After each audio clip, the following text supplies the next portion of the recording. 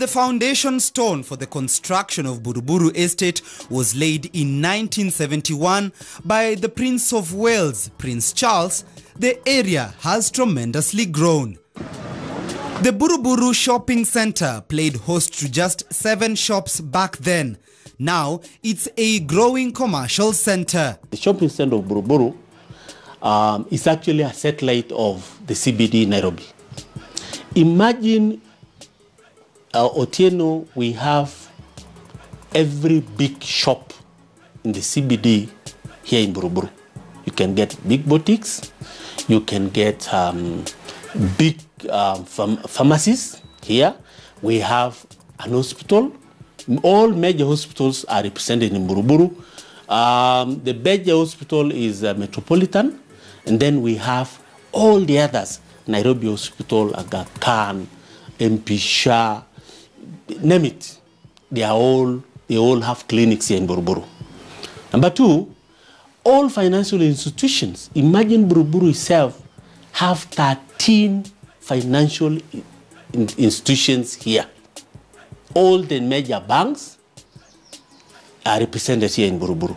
So we are doing very well as Buruburu. And they are apparently doing so well that the Estates Welfare Association is pushing to have the area gazetted as an administrative center of its own. Buruburu is a big name, known worldwide. The entire country knows Buruburu.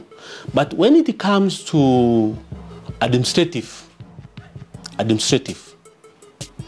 is no location, even a village or a small location, which is called Buruburu location.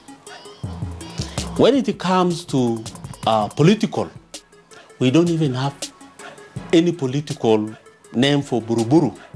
It has always been put to others. So our request as residents of Buruburu, because our population has risen so well, we want to request the authorities concerned. Because of the name Buruburu, it's a very familiar name, very famous name, we'll want to ask them, for us to be able to run our affairs well and to safeguard the issue of Buruburu, we are requesting the national government to allocate Buruburu its name as either a division. Yes, I'm requesting them do make Buruburu a division with 2 locations, whereby we'll have a chief and 2 assistant chiefs. The streets of Buruburu are awash with traders, tailors and matatus.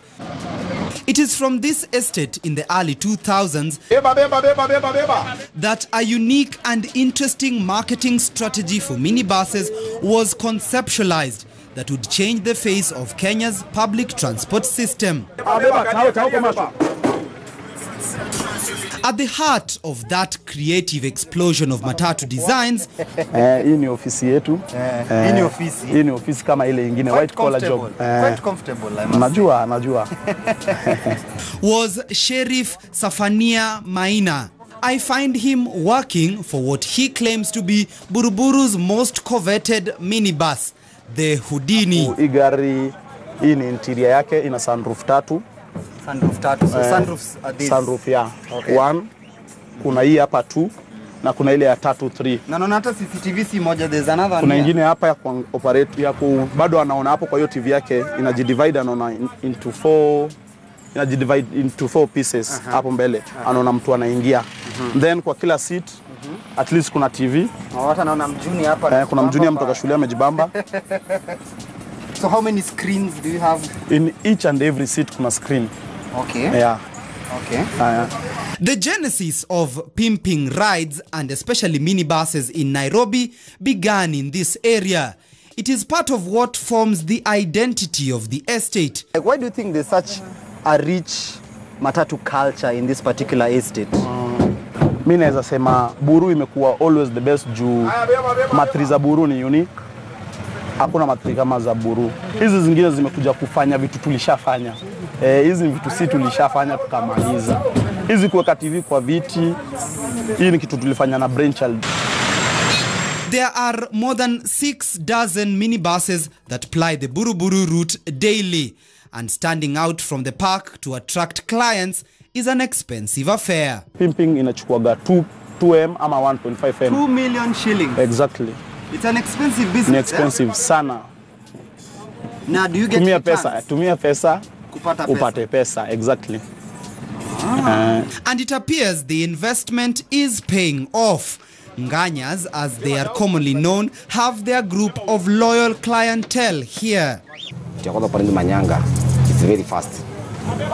Once hata kama imekaa sana kabla ijae, ikitoka hapa ni less than 10 minutes niko town.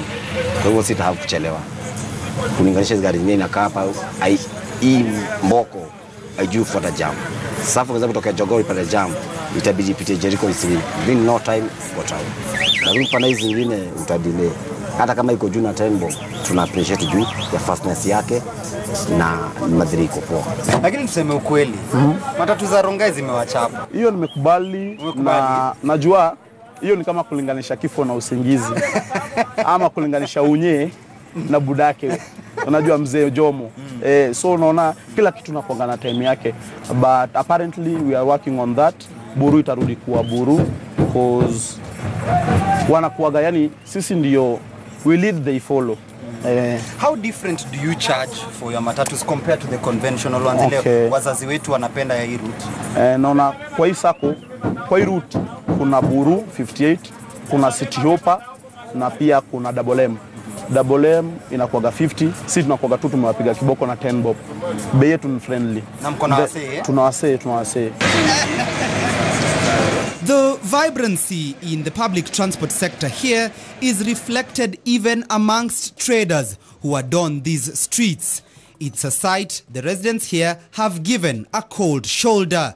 Just recently, roadside structures were demolished by the Nairobi County government. The issue of drug was rampant here in Buruburu because during the day they sell clothes, they sell vegetables, but at night they sell alcohol, they sell drugs. The issue of insecurity was too much because, in fact, even the bad boys hide in those structures. They get those drugs, get the drinks, and then they can do what they want to do at whatever time they feel that they are safe to do it. And bars within the estate have apparently mushroomed like flowers during spring. A small shopping center with 70 alcohol outlets.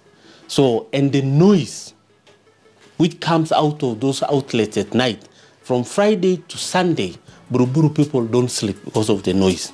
These people have got what we call street bashes, which every bar has their street bash on Friday, Saturday, and they put tents outside the buildings, the permanent buildings, to play music the whole night. So people hardly sleep. Children who go to school the following day, during exams time, they hardly get at rest. All people have been affected. Young children have been affected because of the noise. And so, the struggle to keep the estate as was intended against changing modern dynamics continues. Bad roads, dirt and congestion have now become part and parcel of Buruburu estate. It is very sad. Buruburu is a sad story. When you start narrating it, the transformation from the original Buruburu, the way it was, to where we are now, is a very sad story. We tell our kids, our children, we used to do ABCD, and they ask you, where did you used to do all these things? Tell them this was a space. Then they ask you, then what happened? You are short of words, you cannot explain. But it was seen as, I think even some of us, we neglected our responsibilities as residents. And some of us have refused to move out of Buruburu because this is home. You take your children up country, they tell you, when are we going home? They say that is your home, that's your shags, but our home is Buruburu. And we have to have Buruburu to a stature whereby they will feel proud. Tunataka Buruburu yetu ya kitambo. Hatutaki hizi structures zenye ziko kila mahali, ingawa watu wanatafuta ya kula, lakini wametuharibia Buruburu sana. Kuna masoko, watu waenda wakauze kwa masoko. One of the things you are going to observe is that these extensions will continue to happen because a lot of people who are now retirees, because those who are the first buyers are now 40 years.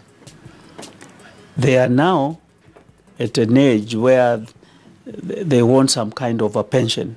So they see these houses as pension. These are their pension sort of investments. And therefore, you find some extending because they want additional rent. So some of these are forces beyond people. You find yourself, you have no job, and this is your only investment. So people are putting in, they want to put in a little money there to get a little more rent. Oh, and by the way, in case you are wondering where the name Buruburu came from, the proper name is Buruburu. Now, when people came to draw and pronounce it, they called it the Buruburu, but it's Buruburu, and that is it means a marshy area, you know, with these riparian grass areas. So that's why it came. It's an original name. Timothy Otieno, KTN News.